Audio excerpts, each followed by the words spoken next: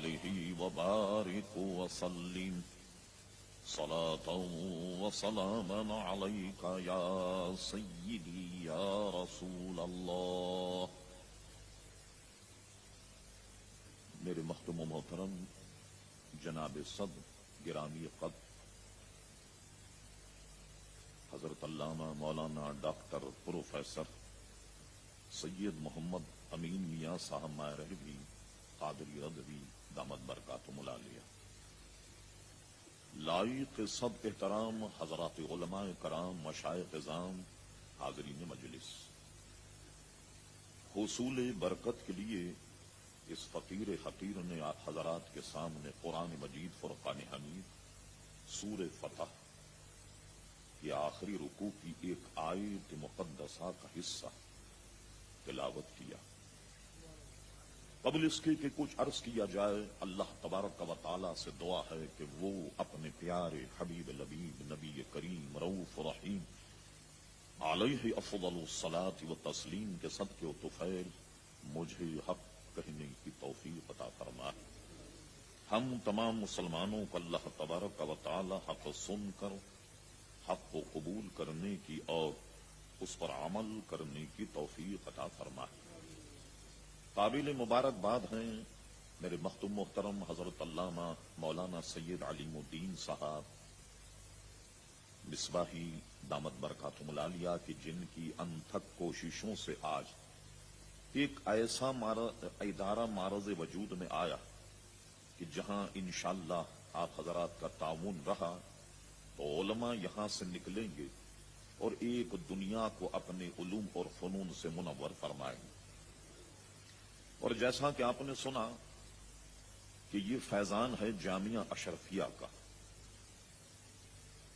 کہ وہ دور و دراز پڑھ کر مولانا یہاں آئے اور اس درس گاہ کا سنگ بنیاد رکھا گیا اور آج عظیم الشان یہ درس گاہ آپ کے سامنے موجود. میری دعا ہے کہ اللہ تبارک و تعالی اس درس گاہ کو کامیابی کامرانی سے ہمکنار فرمائے تا قیام قیامت رشد و ہدایت کا سلسلہ یہاں سے جاری اور ساری فرمائے. آپ جانتے ہیں کہ مجھ سے قبل جن گراں قدر شخصیات نے کلام فرمایا، دنیا ادب اور قلم کے میرے مختوم محترم حضرت علامہ مولانا محمد یاسین مصباحی صاحب دامت برکاتہم العالیہ کا خطاب بھی میں نے سنا. اسی طریقے سے مجھ سے قبل عزیز ملت حضرت علامہ مولانا عبد الحفیظ صاحب قبلہ دامت برکاتہم العالیہ کا خطاب جو تحصیل علم اور علم کی فضیلت سے متعلق وہ بھی میں نے سنا اور آپ نے سنا. ایسے گراں قدر حضرات جب خطاب کر چکے ہیں تو آخر میں بولنے والے کے پاس کچھ بچتا ہی نہیں. پھر یہ کہ اس میں نہ ریا نہ تصنع نہ دکھاوا. جن علماء کی آپ زیارت فرما رہے ان کی موجودگی میں مجھ جیسے چھوٹے بونے اور مجھ جیسے ہیچ مدان کا لب کشائی کرنا سے بھی نہیں دیتا. لیکن اتنی دور سے میں آیا تو سوچا کہ کچھ نہ کچھ تو بولنا ہوگا ہی. اب اندازہ لگائیے رات میں کراچی سے 8 بجے سے اب تک مسلسل سفر پر ہوں تو میرا حلیہ کیا بنا ہوگا یہ بھی آپ حضرات کے سامنے. لیکن میں انشاءاللہ اس حوالے سے اس درس گاہ میں وہ علوم پڑھائے جائیں گے جس سے پیارے مصطفیٰ علیہ السلام کی معرفت ہوگی. اور یقین جانیے جب آپ حضور تک پہنچ جائیں یقین کر لیجئے کہ پھر خدا تک بھی پہنچ جائیں. میں نے جو آیت تلاوت کی مختصر مناسب وقت میں مجھے کلام کرنا ہے کہ اور بھی اکابر حضرات کلام فرمائیں گے. ارشاد باری تعالی ہوا هو الذی ارسل رسولہ بالہدی ودین الحق، وہی ہے جس نے اللہ تبارک کا وہی ہے جس نے پیارے مصطفیٰ صلی اللہ علیہ وسلم کو دین حق اور ہدایت کے ساتھ بھیجا لیظہرہ علی الدین کل، تاکہ اس کا دبدبہ اس کا غلبہ تمام ادیان پر ظاہر ہو جائے.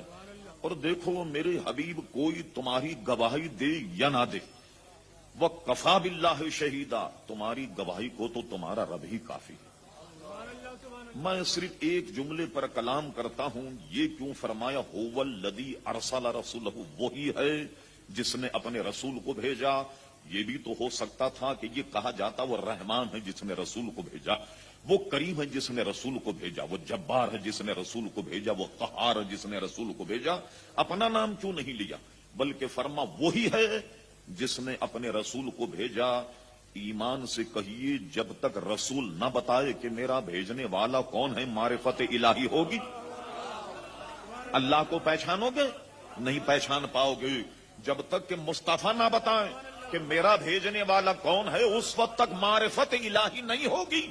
اور جس احمق نے یہ سمجھ لیا کہ بغیر مصطفیٰ کے خدا کو پہچان لے، ناممکن ہے۔ حضور کو بیچ میں سے نکال دیا جائے، توحید مضبوط ہو جائے گی؟ بالکل بیکار۔ پیارے مصطفیٰ سے صرف نظر کر کے توحید کو ہاتھ سے پکڑ لیا جائے تو عزیزان گرامی خام خیالی ہے۔ جب تک مصطفیٰ تک نہیں پہنچو گے خدا تک پہنچو گے۔ اب آئیے میں بڑے آسان انداز میں آپ سے کہتا ہوں، آپ اس دنیا پر نظر ڈالیے۔ ہم نے بھی دنیا دیکھی، آپ بھی دنیا دیکھ رہے ہیں۔ ہم نے دیکھا کہ مختلف طریقے سے آپ پروفیسر صاحب، ڈاکٹر صاحب کا، امین ملت کا تو بڑا مشاہدہ اس دنیا میں دیکھیں کہ کوئی پتھر کو پوج رہا، کوئی چاند کو پوج رہا، کوئی سورج کو پوج رہا، کوئی کسی کی پرستی، کسی کی کوئی آگ کو پوج رہا۔ بڑی بڑی قیمتی لکڑیاں آگ میں ڈالی جاتی، جب آگ روشن ہوتی ہے تو اس کی پوجا کرتے ہیں۔ اس احمقوں سے پوچھو اس آگ کو جس کو تم نے روشن کیا، بڑی بڑی قیمتی لکڑیاں ڈال کر اگر 2 بالٹی پانی ڈال دیا جائے تو تمہارے خدا کا کیا بنے گا؟ کوئی کس کو، کوئی سورج، کوئی چاند، کوئی آگ کو پوج رہا۔ مگر ایک بات تو سمجھ میں آ جاتی علماء کی موجودگی سے فائدہ اٹھاتے، وہ یہ کہ کم سے کم اتنا پتہ لگ گیا کہ کوئی چاند کو پوجے، کوئی سورج کو، کوئی آگ کو، کوئی پتھر کو۔ اتنی بات تو پتہ لگ گئی کہ انسان کی گھٹی میں یہ بات رکھ دی گئی کہ وہ اپنے پیدا ہونے والے کو پوجے۔ ایک بات تو سمجھ میں آ گئی کہ انسان کی بنیاد میں یہ بات رکھ دی گئی کہ وہ اللہ تبارک و تعالیٰ کی پرستش کرے اور اسے پوجے۔ یہ سب کی فطرت ہے، مگر غلطی کیسے ہوئی؟ غلطی یہ ہوئی کہ جس نے اللہ کو عقل سے جاننے کی کوشش کی گمراہ ہو گیا، جس نے اللہ کو علم سے جاننے کی کوشش کی گمراہ ہو گیا، جس نے اللہ کو خرد سے جاننے کی کوشش کی گمراہ ہو گیا۔ میں پوچھتا ہوں بتائیے، اگر علم سے اللہ تبارک و تعالی ملتا، کتنے بڑے بڑے علم والے لوگ موجود ہیں، کیا یہ سب گمراہ ہوتے؟ بڑی بڑی درسگاہیں لوگ لیے بیٹھے، بڑی بڑی دکانیں لوگ لیے بیٹھے ہوئے ہیں، مگر دیکھیے آپ ہم سب کو گمراہ کہتے ہیں یا نہیں؟ نماز بھی پڑھتے ہیں، سب کچھ کرتے ہیں وہ، اور لیکن ہمارے نزدیک وہ گمراہ۔ بڑے بڑے علم والوں کو دیکھی جنہوں نے عربی لغتیں لکھی اور جانے کیا کیا کام کیا، کیا یہ مواحد ہیں؟ نہیں۔ معلوم ہوا کہ علم کی روشنی میں بھی اللہ تبارک و کا تلاش کرنا بالکل بیکار ہے۔ عقل سے اگر اللہ ملتا تو آپ نے دیکھا کیسے کیسے عقل مند لوگ موجود ہیں۔ چاند میں گئے، چاند میں جانے کے بعد مریخ پر جناب کمن ڈال رہے ہیں۔ صاحب چاند میں راکٹ گشت کر رہا، اس کی نبض یہاں دیکھی جا رہی، بلڈ پریشر یہاں جناب چیک ہو رہا۔ کتنے عقل مند لوگ ہیں، کیا یہ سب کے سب ایمان والے ہیں؟ نہیں۔ معلوم ہوا کہ جس نے اللہ کو عقل سے جاننے کی کوشش کی، علم اور فضل سے، خرد سے جاننے کی کوشش کی، یہ سب اس لیے گمراہ ہو گئے کہ اللہ کو دریافت کرنے کی یہ ذرائع ہیں نہیں، یہ ذریعہ ہے نہیں اللہ کے دریافت کرنے کا۔ ارے اللہ کے معرفت کا ذریعہ تو تھی مصطفیٰ کی ذات، اور تم نے مصطفیٰ کو چھوڑ دیا، عقل کے پیچھے لگ گئے، خرد کے پیچھے لگ گئے، علم کے پیچھے لگ گئے، اس لیے تم نے دھوکہ کھایا۔ اب میں آپ کو آسان ترجمہ کر کے بتاتا ہوں کہ یہ ٹھوکر لگی کیسے۔ یہ دیکھیے، میں فرض کیجئے کہ میرے ہاتھ میں یہ گلاب کا پھول ہے، فرض کر لیجئے آپ نے مجھ سے پوچھا مولانا ذرا یہ بتائیے کہ گلاب کے پھول کا رنگ کیسا ہے، تو میں نے کیا کیا، گلاب کے پھول کا رنگ جاننے کے لیے آنکھوں کو بند کر دیا اور اس کے بعد میں یہاں رکھا رہا ہوں، یہ گھما رہا ہوں اس کو، کیا سمجھے آپ، کان کے گرد گھما رہا ہوں۔ مجھے بتائیے آنکھ بند کے گلاب کا پھول اگر کان کے گرد گھماؤں تو کیا رنگ پتا لگے گا؟ وجہ کیا ہے کہ وجہ یہ ہے کہ رنگ کے دریافت کرنے کا ذریعہ تھی آنکھ، میں نے آنکھ کو استعمال نہیں کیا، کان کو استعمال کیا۔ نتیجہ غلط نکلا. مجھے آپ نے مولانا یہ بتائیے, ایک گلاب کی پتی نکال کر مولانا یہ بتائیے اس کا مزہ کیسا. میں نے کہا اچھا اس کا مزہ تمہیں بتاتے. میں نے ناک سے سونگنا شروع کر دیا. اب بتاؤں گا میں مزہ. اگر میں مزہ بتایا نتیجہ غلط نکلا, اس لیے غلط نکلا کہ دریافت کرنے کا طریقہ جو ہے وہ غلط تھا, ذریعہ غلط تھا. آپ نے مجھ سے پوچھا مولانا آپ یہ بتائیے کہ یہ گلاب کی پتی میں خوشبو کیسی ہے. میں نے 2-4 پتیاں لی اور چاونی شروع کر دی تاکہ گلاب کے پھول کا میں خوشبو معلوم کر سکوں. نتیجہ غلط نکلے گا یا نہیں؟ ذہن میں آپ کی یہ بات بٹھانی تھی کہ ذریعہ غلط ہو تو نتیجہ غلط نکلے گا, ذریعہ غلط ہو تو نتیجہ غلط نکلے گا. اب کیا ہوا, کسی نے عقل کو ذریعہ بنایا. خدا کو جب ڈھونڈنے کی کوشش کی تو پتھر کو خدا کہہ گئے. کسی نے عقل کو خدا بنا, عقل کو ذریعہ بنایا اور ڈھونڈنے کی کوشش کو چاند کی پوجا میں لگ گئے. یہ سارے مرتد بے ایمان کافر اس لیے ہیں کہ ان سبوں نے وہ ذرائع تلاش کیے جو ذریعہ تھے نہیں, وہ طریقے انہوں نے اپنا کہ جو فی الواقع نہیں. اور مسلمان اس لیے ہے اس نے اللہ کو نہ علم سے جانا, نہ عقل سے, نہ خرد سے, نہ فضل سے. ہم نے اگر خدا کو پہچانا مصطفیٰ کے ذریعے سے پہچانا. یہی وجہ. نعرہ تکبیر, نعرہ رسالت, یہ وجہ ہے کہ فیضان غوثیت. مسلمان ہے. ہم نے اگر خدا کو پہچانا تو مصطفیٰ کے صدقے سے پہچانا. ہم نے خدا کو اگر جانا تو پیارے مصطفیٰ کے ذریعے سے جانا. اس لیے مسلمان ہے. اب آئیے قرآن کی زبان میں سمجھیے آپ. میں یہ کہوں گا کہ ہر دور میں اس دور کا نبی اللہ کی معرفت کا ذریعہ رہا. قرآن مجید فرقان حمید میں واقعہ موجود ہے.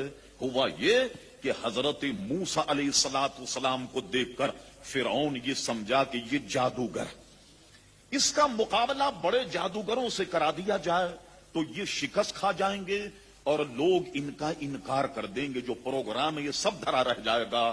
وہ بڑے بڑے جادوگروں کو لے کر آیا. آنے کے بعد موسیٰ علیہ السلام سے ان کی مٹ بھیڑ ہوئی اور علماء نے ایک بڑا لطیف نقطہ بیان فرمایا. یہ جو جادوگر آئے تھے مقابلہ کرنے کے لیے تھے تو جادوگر مگر ایسے با ادب تھے کہ جادو کا کمال دکھانے سے پہلے اللہ کے نبی کے سامنے آن کر کہنے لگے موسیٰ یہ بتاؤ کہ تم پہلے کوئی کمال دکھاؤ گے یا ہم دکھائیں. اجازت لی اللہ کے نبی سے بڑے ادب سے, اور علماء فرمات یہی ادب ان کے ایمان کا سبب بن گیا. اللہ اکبر. عزیزان گرامی, آج ادب ہی کی تو ضرورت ہے. دیکھا ہم نے کہ طلبہ اساتذہ کا ادب نہیں کر رہے, بیٹا اپنے باپ کا ادب نہیں کر رہا. مجھے جواب دیجئے کہ آپ میں جو لوگ سفید داڑھی والے بیٹھے, بتائیے جتنا آپ اپنے ماں باپ کا ادب کرتے کیا اتنا ادب آپ کی اولاد آپ کا کر رہی ہے؟ جواب نفی میں ہوگا. اور اللہ اور اس کے رسول کے ادب کا حال تو دوسرے لوگوں کو آپ نے دیکھا, اس لیے تو بے ایمان اور دائرے اسلام سے خارج ہو گئے کہ پیارے مصطفیٰ علیہ السلام کا ادب نہیں کر پائے. اگر موقع ہوا تو میں آئندہ عرض کروں گا. جادوگروں نے ادب سے پوچھا بتاؤ موسیٰ تم پہلے کوئی کمال بتاؤ یا ہم بتائیں. موسیٰ علیہ السلام سے اجازت لی. حضرت موسیٰ نے فرمایا تم ہی کوئی کمال بتاؤ. انہوں نے کیا کیا, رسیاں پٹارے میں سے نکالی اور مجمع میں ڈال دی. مجمع میں ڈالنے کے بعد قرآن مجید نے بھی اشارہ کیا کہ لوگوں کے آنکھوں پر جادو کر دیا. اب کیا ہوا, یہ رسیاں سانپ بن کر دوڑنے لگیں. ایسا لگا کہ جیسے سانپ بن کر کے دوڑ رہی. اب جب سانپ بن کر رسیاں دوڑنے لگیں, اب لوگوں کی نگاہیں حضرت موسیٰ علیہ السلام پر یہ کیا کمال بتاتی. رب کریم نے فرمایا قال القیھا یا موسیٰ, موسیٰ کیا دیکھتے ہو, ڈالو اپنا عصا. موسیٰ علیہ السلام نے اپنا جب عصا ڈالا فَإِذَا هِيَ حَيَّةٌ تَسْعَىٰ, وہ ایک دوڑتا ہوا بہت بڑا سانپ بن گیا اور سارے سانپوں کو ہڑپ کر کے بیچ میں کھڑا ہو گیا. حلمی مزید کچھ اور ہے؟ تو پٹارے خالی ہو گئے, سارا ہی کھا گیا. ان کا کچھ اور ہے؟ ان کا نہیں, اب تو سب ختم ہو گیا. رب کریم نے فرمایا قال خذھا ولا تخف, موسیٰ آگے بڑھ اور اسے اٹھا لے. سنعیدھا سیرتھا الاولی, ہم اس کو پچھلی سیرت پر پھیر دیں گے. موسیٰ علیہ السلام جب اپنا سانپ کو پکڑا وہ پھر عصا بن کر, اور موسیٰ علیہ السلام کی بغل میں سارے جادوگر سر جوڑ کے بیٹھے کہ او میرے ابا یہ کون سا جادو. لاٹھی سانپ بن گئی, سانپ سارے سانپوں کو ہڑپ کر کے پھر لاٹھی بن گئی. یہ کون سے قسم کا جادو, یہ کون سے قسم کی لاٹھی. سب سر جوڑ کر بیٹھے. نتیجہ یہ نکلا موسیٰ صحیح کہتا ہے, یہ جادوگر نہیں ہے, یہ تو جادو کی قسم ہی نہیں, یہ تو اللہ کا نبی معلوم ہوتا, یہ تو معجزہ, یہ کوئی جادو نہیں. سارے جادوگر سجدے میں گر گئے اور قرآن کی زبان میں سنیے سبوں نے سجدہ کر کے کیا کہا, قالوا آمنا برب العالمین, ہم ایمان لائے تمام عالمین کے رب پر. علماء سے پوچھئے, بظاہر ایسا لگتا ہے کہ یہ بالکل کافی تھا, قالوا آمنا برب العالمین. آج بھی ہمارا پڑوسی یہی کہتا کہ میاں لا الہ الا اللہ, لا الہ الا اللہ, لا الہ الا اللہ, بس یہی کافی ہے. اگر یہ کافی ہوتا تو دیکھو جادوگر بالکل ان پڑھ جاہل, جادو کے علاوہ کچھ نہیں جانتے, مگر اتنا ضرور سمجھ لیا کہ یہ اللہ کا نبی ہے. سب سجدہ ریز ہوئے. قالوا آمنا برب العالمین, ہم ایمان لائے عالمین کے رب پر. اور اس کے آگے کیا کہے گئے, رب موسیٰ و ہارون, اس رب پر ایمان لائے جو موسیٰ اور ہارون کا رب ہے. کیا سمجھے آپ, مطلق نہیں کہ جسے دنیا کہتی اس رب پر ایمان لیا. دنیا تو جانے کس کس کو رب کہتی ہے. فرما سنو, ہم ایمان تو لائے عالمین کے رب پر, مگر اس رب پر ایمان لائے رب موسیٰ و ہارون, جو موسیٰ اور ہارون کا رب ہے. آج اس کی روشنی میں بغیر تردد کے یہ کہا جا سکتا کہ اہل سنت و جماعت کسے رب کہتی ہے. ارے ہم اسے رب کہتے ہیں جو میرے مصطفیٰ کا رب ہے, ہم کسی اور کو رب نہیں کہہ رہے, ہم اسے رب کہتے ہیں جو پیارے مصطفیٰ صلی اللہ تعالی علیہ وسلم کا رب. نعرہ رسالت, ہر دور میں علماء ہر اہل سنت معرفت الہی کا ذریعہ رہا. اب آئیے حدیث شریف کی زبان میں صحابہ کرام علیہم رضوان کی پختگی, ان کا ایمان کہ رب کریم ان کے نالین کے صدقے ہمیں وہ ایقان عطا فرما دے, ہمیں وہ ایمان عطا فرما دے. اگر کسی کو سند دیکھنی اس روایت سے متعلق نشیب و فراز, اعلی حضرت امام اہل سنت مجدد و دین و ملت پروان شمع رسالت عظیم البرکت عظیم المرتبت مولانا شاہ احمد رضا خان فاضل بریلوی رحمت اللہ علیہ کی الامن والعلا, اس کا مطالعہ کر لیا. اگر اس حدیث کی جرا اور سند اگر کسی کو چاہیے, سنیے. ہوا یہ بڑا عجیب حدیث ہے جو ایمان تازہ ہو جا. میرے اور آپ کے آقا نے ایک دن ایک اعرابی سے گھوڑا خریدا, گھوڑا خرید لیا, پیسے دے دیے, اس نے گھوڑا دے دیا. اب وہ تو چلا گیا گھوڑا بیچ کر, اب گھوڑا ہے پیارے مصطفیٰ علیہ السلام کے پاس. ایک دن اس اعرابی کو جانے کیا سوجھی, واپس آ گیا. توجہ کیجئے ذرا, واپس آیا اور کہنے لگا اے محمد صلی اللہ علیہ وسلم, وہ میرا گھوڑا آپ کے یہاں رکھا ہوا, ذرا وہ مجھے دے دیجیے. اس نے فرمایا کیا تو نے فروخت نہیں کیا, کیا تو نے بیچا نہیں تھا؟ کہتا نہیں میں نے تو نہیں بیچا. فرمایا تو نے تو فروخت کیا, تو نے تو بیچا. وہ اعرابی ایسا ہوشیار تھا, کہنے لگا اچھا چلیے بات ختم کرتے ہیں, اگر ہم نے بیچا کوئی گواہ لے آئیے, ہم ہارے آپ جیتے کوئی گواہ پیش کر دیجئے تاکہ ہم ہار جائیں آپ جیتے, گھوڑا آپ کا. لیجیے تکرار بڑھتی چلی گئی, اس پر گفتگو اور اصرار بڑھتا چلا گیا. صحابہ کرام علیہم رضوان جمع ہوتے گئے, ایک جمع غفیر صحابہ کا جمع ہو گیا اور وہ اعرابی یہی کہنے لگا اور یہ کہتا کہ میں نے گھوڑا آپ کو نہیں بیچا, اگر بیچا ہے تو آپ کوئی گواہی لے آئیے. کون گواہی دیتا بغیر دیکھے؟ میرے آقا کا ارشاد ہے کہ کوئی شخص بن دیکھے اگر کوئی گواہی دے وہ اطمینان کر لے کہ اس کا ٹھکانہ جہنم ہے. آج کل مقدمات میں مسلمانوں کے دیکھیے, ارے صاحب چوری کا گواہ, قتل کا گواہ, غارت کا, جیسا چاہے گواہ لے لیجیے. آج کل تو لوگوں کا ذریعہ معاش جھوٹی گواہی دینے پر ہے. ربی کریم مسلمانوں کی حالت کو بدلے. اب وہاں تو کوئی گواہ موجود نہیں, کسی نے دیکھا نہیں, اور اندیکھے کوئی گواہی دیتا بھی کیسے. ایک اصرار بڑھتا چلا گیا, لوگ جمع ہو گئے. اللہ اللہ, میرے آقا کے غلام ہیں حضرت خزیمہ رضی اللہ عنہ, وہ ادھر ٹہلتے ہوئے کہیں نکلے, دیکھا کہ کچھ مجمع لگا ہوا. انہوں کا ہم بھی تو جا کر سنے کہ معاملہ کیا. یہ پہنچ گئے, ایک شخص حضور سے تکرار کر رہا, کیا معاملہ ہوا؟ کسی نے کہا صاحب یہ ہوا کہ حضور نے گھوڑا خریدا اور یہ شخص یہ کہتا ہے کہ گواہی لے آؤ, میں نے گھوڑا نہیں بیچا. انہوں نے کہا حضور کیا فرماتے؟ حضور تو فرماتے کہ میں نے خریدا. انہوں نے کہا بس اب ہٹ جاؤ. آ گئے بیچ میں اعرابی کے سامنے, فرمایا اعرابی میں گواہی دیتا ہوں کہ مصطفیٰ نے تجھ سے گھوڑا خریدا. میں گواہی دیتا ہوں کہ تجھ سے حضور نے گھوڑا خریدا، بھائی یہ سننا تھا، مقدمہ تو وہ ہار گیا، وہ تو چلا گیا۔ صحابہ کرام یوں کہیے کہ منظر ایسا تھا، ہر شخص انہیں گھور کر دیکھ رہا ہے کہ تم نے گواہی کیسے دی؟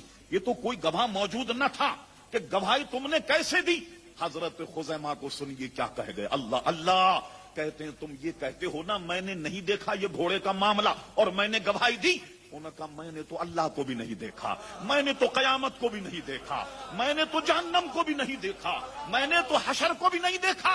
ارے جب اتنی بڑی بڑی گواہیاں پیارے مصطفیٰ کے کہنے سے دے دی تو کیا گھوڑے کا مقدمہ توحید کے مقدمے سے بڑھ کر ہے؟ نعرہ تکبیر، نعرہ رسالت، نعرہ رسالت، حضرت مجاہد اہل سنت۔ جب توحید کی گواہی بغیر دیکھے دے دی، یہ تو اونٹ کا مسئلہ، تو گھوڑے کا مسئلہ کتنا معمولی سا ہے۔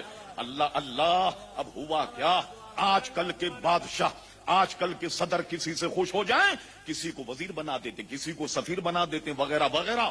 میرے آقا تو ایسے بادشاہ، ایسے شہنشاہ ہیں، ان کی ہر ادا بے مثال ہے۔ آج تو میرے آقا خزیمہ پر کوئی تعریف نہیں کر رہے کہ تم نے گواہی کیسے دی، بلکہ لیجئے انعام کا اعلان ہو رہا، اور انعام بھی بڑا عجیب و غریب ہے۔ فرما اے میرے غلام سنو، اب جو خزیمہ نے یہ کام کیا، گویا میں اس کی گواہی اتنا خوش ہوں کہ میں آج تمہیں قانون دیتا ہوں اور خزیمہ پر انعام کرتا ہوں، اور وہ انعام یہ ہے کہ آج خزیمہ اب جب بھی گواہی دے گا، اس کی ایک گواہی 2 آدمی کے برابر مانی جائے گی، ایک گواہی 2 آدمی کے برابر مانی جائے گی۔ اب آئیے ذرا، اس سے تو بہت ساری سلسلے نکل گئے۔ اب میرے جیسا آدمی سوچنے لگ گیا کہ ایک آدمی کو حضور فرما رہے یہ 2 گواہ ہے، اور قرآن مجید تو فرماتا کہ 2 گواہ لاؤ، اور حضور فرماتے 1 گواہ ہے۔ نتیجہ یہ نکلا کہ میرے پیارے آقا پیارے مصطفیٰ علیہ السلام اللہ تعالیٰ کے کارخانے کے ایسے مالک ہیں کہ جس کو چاہے قرآن کے کسی بھی حکم سے مستثنا کر دیں۔ سبحان اللہ، سبحان اللہ۔ خزیمہ کو نکال دیا نعرہ قرآن کے تکبیر، حکم سے، نعرہ رسالت۔ اس حکم سے نکال دیا۔ کیسے مالک ہیں؟ اس کا نتیجہ یہ نکلا کہ جو یہ کہے کہ حضور صرف قانون داں ہیں، ارے حضور قانون داں ہیں، قانون ساز ہیں۔ جو دہن سے نکل جائے سمجھ لو کہ مرضی مولا وہی ہے، جو زبان سے نکل جائے سمجھ لو کہ پتھر کی لکیر ہے۔ اعلی حضرت امام اہل سنت مجدد میت حاضرہ صاحب الحجت القاہرہ المؤید ملت طاہرہ مولانا شاہ احمد رضا خان فاضل بریلوی رحمت اللہ علیہ فرماتے ہیں، حکم نافذ ہے تیرا، خامہ تیرا، سیف تیری، دم میں جو چاہے کرے، دور ہے شاہ تیرا۔ اور ایک جگہ فرمایا وہ زباں جس کو سب کن کی کنجی کہے، اس کی نافذ حکومت پہ لاکھوں سلام۔ اللہ کے کارخانے کے ایسے مالک کہ ایک ہی آدمی کو کہہ دیا کہ یہ 2 گواہوں کے برابر ہے، کیونکہ میں تو مالک ہی کہوں گا کہ وہ مالک کی حبیب یعنی محبوب و محب میں نہیں، میرا تیرا۔ یہ اختیار ہے پیارے مصطفیٰ علیہ السلام کا۔ معلوم ہوا وہ محض قانون داں نہیں ہے بلکہ قانون ساز ہیں۔ جو زبان سے نکل گیا سمجھ لو کہ پتھر کی لکیر ہے، دنیا ادھر سے ادھر ہو جائے مگر پیارے مصطفیٰ کے دہن سے جو بات نکل گئی وہ پتھر کی لکیر ہے۔ مولانا 2-4 منٹ کا اضافہ ہو جائے۔ اب سنیے، پیارے مصطفیٰ علیہ السلام نے خزیمہ کو یہ کہہ دیا یہ 2 گواہوں کے برابر۔ اللہ اہل قلم سے پوچھئے، ایک دور آیا حذیفہ ابن یمان اچانک بڑے پریشان حضور کے حضرت عثمان غنی کی خدمت میں آئے، یا امیر المومنین ہلاک ہو گئی امت، پریشان ہو گئے وہ، اب بچائیے اس کو ورنہ یہ بھی ہلاک ہو جائے گی دوسری امتوں کی طرح۔ حضرت عثمان نے کہا کیا ہوا؟ کہا میں بلاد اسلامیہ کا دورہ کر کے آیا، میں بغداد گیا، بصرہ گیا، وہاں لوگ قرآن مجید کے تلفظ کو غلط ادا کر رہے، حتیٰ کو عطا پڑھنے لگ گئے، اور یہ ساری غلطیاں وہ کرنے لگ گئے۔ اب کیا کیا جائے؟ کیا یہ جائے کہ قرآن مجید کو لغت قریش پر جمع کر دیا جائے۔ لیجئے صاحب، حضرت عثمان رضی اللہ عنہ نے صحابہ سے مشورہ کیا، اور صحابہ سے مشورہ کرنے کے بعد قرآن مجید کے جمع ہونے کا کام شروع ہوا۔ طریقہ کار یہ ہوا کہ اب وہ جو نسخہ تھا جو حضرت حفصہ کے پاس تھا، جو جنگ یمامہ کے بعد جمع ہوا، صرف اسے لا کر نقل کر دی جاتی، بڑا آسان کام تھا۔ مگر حضرت عثمان نے قرآن مجید کے جمع کرنے کا کام شروع کیا. اس کا طریقہ یہ رکھا کہ جو آدمی آئے کوئی آیت کو لے کر ایک گواہ لائے اپنے ساتھ, یہ دونوں گواہی دیں اس سرشتے, اس بورڈ, اس ٹریبل کے سامنے کہ ہم جب بیٹھے تھے حضور کی بارگاہ میں یہ آیت نازل ہوئی, لہذا اس کو لکھ لیا جائے. لیجئے صاحب, قرآن کی تدوین کا کام شروع ہو گیا. جھوک در جھوک صحابہ کا دور تھا. عثمان غنی رضی اللہ عنہ کے زمانے ہزاروں صحابہ موجود تھے. قرآن مجید کی آیت لاتے اور لکھا جانے لگا. لیجئے صاحب, حسن اتفاق کا یہ میرے آقا کی نظر کے قربان جائیے, اللہ اللہ, حضور پر یہ آیت نازل ہوئی. لقد جاءکم رسول من انفسکم عزیز علیہ ما عنتم حریص علیکم بالمؤمنین رؤوف رحیم. آپ حیران ہوں گے جب یہ آیت نازل ہوئی تو سوائے حضرت خزیمہ کے کوئی موجود ہی نہیں تھا. اس آیت کے نزول پر سوائے ان کے کوئی موجود ہی نہیں تھا. علماء سے پوچھئے, بڑے بڑے محققین نے کچھ لکھا. اس زمانے کا ڈاکٹر حمید اللہ, اس نے بھی بہت کچھ لکھا. ارے صاحب, اب اگر اس پر اعتراض ہو کہ کوئی اور گواہ لاؤ اور گواہ اگر نہ ملتا, علماء موجود ہیں, یہ آیت کیسے لکھی جاتی, اس نسخے میں کیسے لکھی جاتی؟ کہ گواہ تو کوئی موجود نہ تھا. حضرت خزیمہ پہنچے کہ میرے پاس یہ آیت. بورڈ نے اعتراض کیا, خزیمہ 2 گواہوں کی ضرورت ہے, ایک گواہ اور لاؤ. انہوں نے کہا میرے پاس گواہ تو نہیں ہے, مگر اس کے گواہ میں لاتا ہوں کہ میرے آقا نے میرے بارے میں فرمایا کہ خزیمہ جس معاملے میں گواہی دے گا اس کی گواہی 2 آدمی کے برابر ہوگی. بورڈ نے ان کی دلیل کو مان لیا اور ماننے کے بعد ان کی آیت کو اس میں شامل کر لیا گیا. میرے آقا نے سبحان اللہ کئی سال پہلے اہتمام کر دیا. اور کیوں نہیں ہو کہ یہ آج کل کے لوگ جو یہ کہیں یہ پتہ نہیں, اور یہ کوئی اور غیب کیا تم سے نہا ہو بھلا, جب نہ خدا ہی چھپا تم پہ کروڑوں درود. جب اللہ تبارک و تعالیٰ کی ذات حضور علیہ السلام سے نہیں چھپی تو کوئی اور چیز حضور کی نظروں سے اوجھل کیسے عزیزان گرامی ہو سکتی ہے؟ تو میرے آقا نے قرآن مجید کی تدوین میں کتنی پیاری گویا اہتمام انصرام کر دیا, کتنا پیارا کہ ایک حضرت خزیمہ کے 2 کے برابر قرار دے کر سارے مسئلے کو گویا پوری فائل کو بند کر کے رکھ دیا. میں کہہ یہ رہا تھا کہ بغیر پیارے مصطفیٰ کے ذریعے خدا کو نہیں پہچان پاؤ گے. اب آئیے, جو لوگ یہ کہنے لگے کہ جناب حضور علیہ الصلوۃ والسلام کو بیچ میں سے نکال دیا جائے, لوگ یہ سمجھے کہ حضور پر جتنا تبرہ کیا جائے توحید کا مقدمہ مضبوط ہوگا, بزرگوں پر جتنا تبرہ کیا جائے توحید کا مقدمہ مضبوط ہوگا, غوث اعظم کی شان میں جتنی بکواس کی جائے توحید کا مقدمہ مضبوط ہو جائے گا. حضور کو کہنے لگ گئی تو گاؤں کے چودھری تھے, معاذ اللہ, یہ تو ڈاکیا تھے, ڈاکیا آتا ہے ڈاک دی اور چلا گیا, اب ڈاک کو پڑھا کیجیے آپ. اس سے کیا مطلب کہ کون خط دینے والا, کس طریقے سے لوگوں نے حضور علیہ الصلوۃ والسلام پر عزیزان گرامی حملے کیے. یہی تو حملوں سے ہم اور آپ کو بچانے والے امام اہل سنت تھے اپنے دور. رب کریم ان کی قبر کو رحمت و رضوان کے پھولوں سے بھر دے, اور انہیں یہی سبق دیا کہ یہ لوگ خدا سے دور نہیں بلکہ مصطفیٰ سے دور کر کے تمہیں خدا سے دور کرنا چاہتے ہیں, حضور سے دور کر کے اور تمہیں خدا سے دور کرنا چاہتے ہیں. اس لیے حضور علیہ السلام پر تبرہ شروع کر دیا. ارے کعبے کس منہ سے جاؤ گے؟